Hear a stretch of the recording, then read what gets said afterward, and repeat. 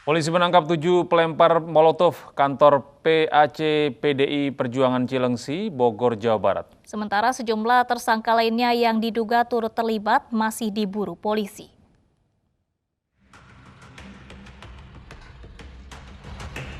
Tujuh pelaku pelempar molotov ini tiba di markas kepolisian daerah Jawa Barat Selasa siang. Mereka ditangkap di 4 lokasi berbeda di Bogor selama 2 hari. Polisi menyebut setiap pelaku memiliki peran masing-masing dalam pelemparan molotov di kantor pengurus anak cabang PDI Perjuangan Cilengsi, Bogor. 3 sepeda motor dan sejumlah alat bukti disita. Polisi masih memburu terduga pelaku lainnya yang teridentifikasi lewat kamera pengawas dan keterangan saksi serta tersangka. Pelakunya dan menangkap pelakunya ada 7 orang pelaku, nama-namanya ada. Dengan barang bukti ada sepeda motornya, ada 1 bom molotovnya. Tersangka sudah kita tahan dan akan dilakukan penyidikan.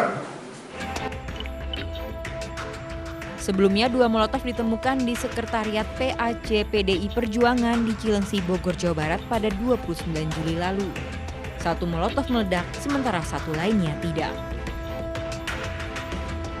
Dari Bandung, Jawa Barat, Mujib Prayitno, iNews melaporkan. Kita beralih ke kasus kebakaran Gedung Kejagung. Pemirsa, Masyarakat Anti Korupsi Indonesia menduga data rekaman CCTV oknum jaksa di kasus suap Joko Chandra bisa hilang karena terbakarnya gedung utama Kejaksaan Agung. Sementara Komisi 3 DPR RI mendesak hasil penyelidikan penyebab kebakaran segera diumumkan agar isunya tidak menjadi bola liar.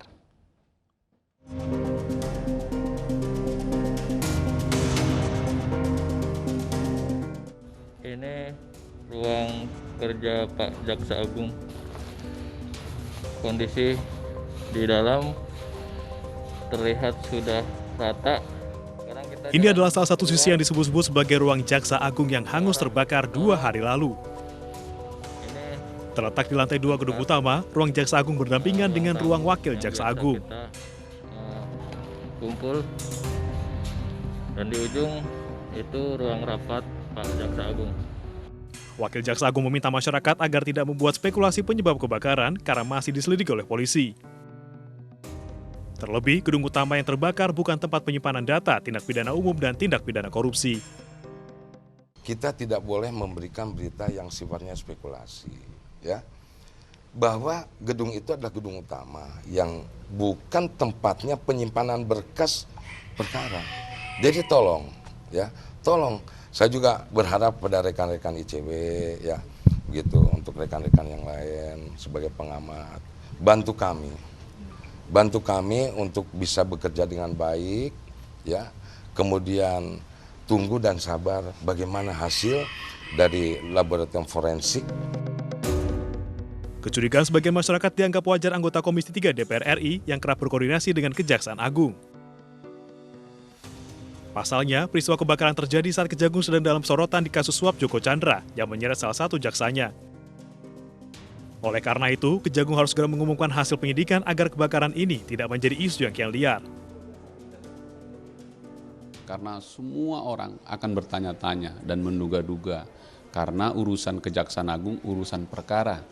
Urusan perkara adalah urusan berkas-berkas. Sehingga orang membaca atau beranggapan di situ banyak berkas yang mungkin terbakar.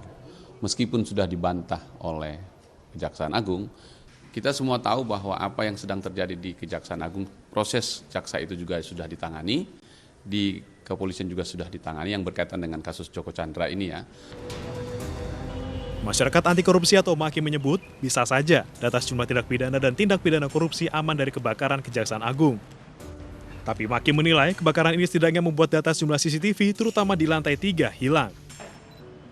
MAKI menyebut data CCTV sangat penting untuk mengembangkan suap yang sedang disangkakan kepada Jaksa Pinangki Sirna Malasari di kasus Joko Chandra. Itu setidaknya merekam kegiatan oknum Jaksa Pinangki yang sudah ditetapkan tersangka. Bahwa dia ketemu orang, didatangi orang yang diduga itu titik awal untuk mengurusi Joko Chandra. orang tersebut inisialnya R dan sudah dipanggil sebagai saksi.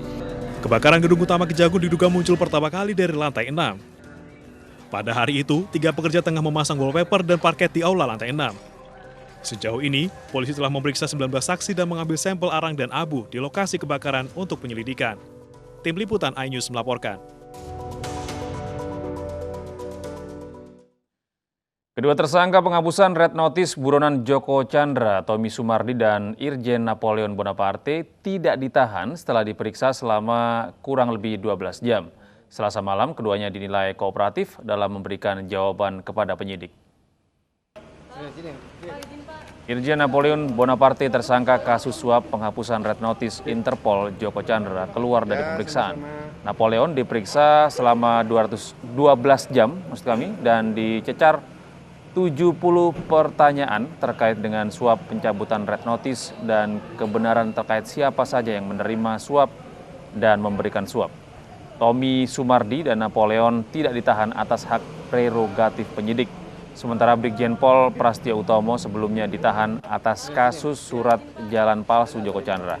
Sejauh ini penyidik telah memeriksa 16 saksi dan 1 ahli dalam kasus Joko Chandra.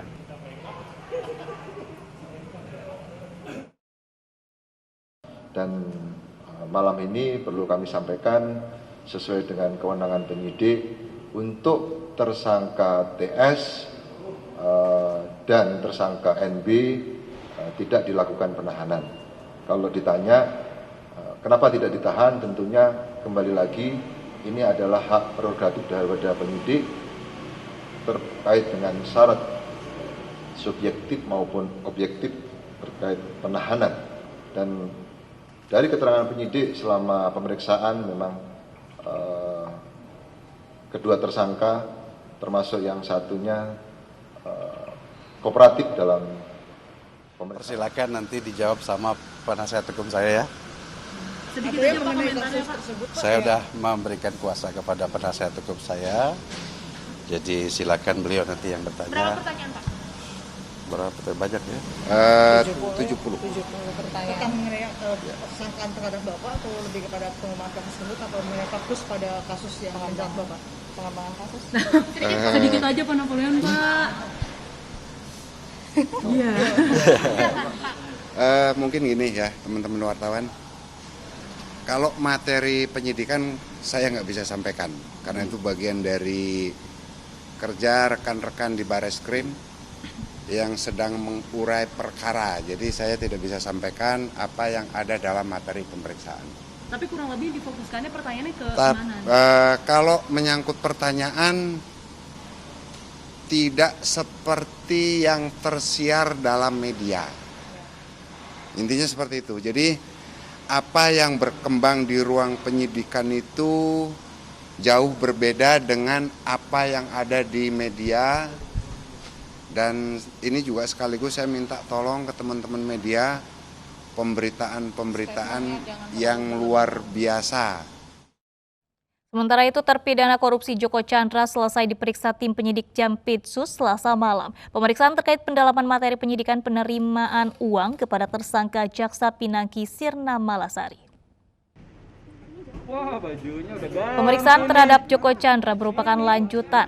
Sebelum diperiksa, tim penyidik Jampitsus sudah melakukan proses pemanggilan sejak beberapa pekan lalu. Pemeriksaan Joko fokus keterkaitannya terhadap tersangka Jaksa Pinangki Sirna Malasari yang sudah ditangkap dan ditahan di rutan Kejaksaan Agung. Bang Jakban, Bang, kamu tuh apa? Ada kabar sakit. Kabar sakit, kan itu kabar sakit. Kemudian kita cek, bawa dokter. Ternyata ya ukuran sakit itu apakah pemeriksaan terhalang atau tidak. Itu loh, ternyata dokter yang kita dapat mengatakan tidak terhalang. Kan begitu. Kalau sakit itu kan ya harus ada ukurannya. Karena kita ingin cepat, kita buat second opinion buat dokter timnya tadi. Dokternya merekomendasikan bahwa untuk diperiksa tidak terhalang. Ya sudah dibawa. Mereka itu tadi makanya agak sore.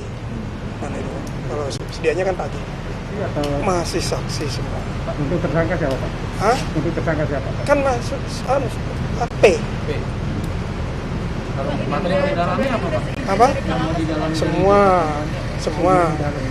Semua yang terkait fakta itu.